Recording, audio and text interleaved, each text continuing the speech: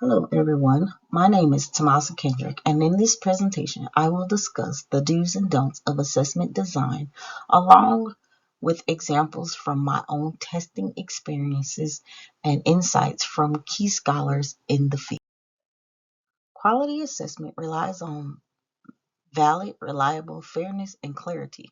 Scholars such as Hayden and Rodriguez, as well as Popham, emphasize that well-designed assessments adequately measure learning and support instructional design decision making.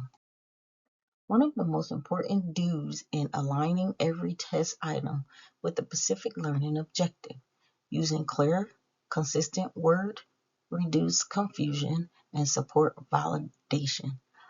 I also recommend using a variety of item types to measure different cognitive levels.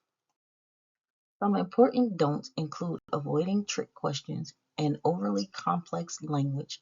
Poorly written, distractions, or confusing wording can assess readers' skills rather than content knowledge, reducing both validation and reliability.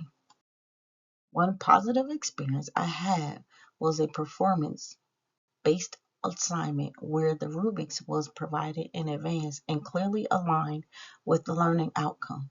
As Wiggins explained, authentic assessment helps students demonstrate real-world application and support meaningful learning. A negative example from high school involved a full test of double negatives and confusing phrases. Instead of measuring my understanding, the test introduced unnecessary confusion, which ultimately hurt validation. Some techniques I find challenging include creating plausible distractions and designing authentic tasks. These strategies are powerful but time consuming, and consistent scoring requires strong rubrics. To improve assessment design, educators can using items like writing checklists, collaborate with colleagues to review items, analyze item performance data, and collect student feedback to identify unclear and biased items. Ensuring validity means aligning assessment items with learning objectives. Reliability comes from clear rubrics and consistent scoring procedures. Rigor is achieved by including items that assess higher order thinking rather than simple recall.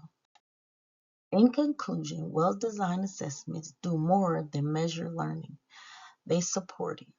By following clear guidelines, we can create assessments that are fair, meaningful, and aligned with instructional goals.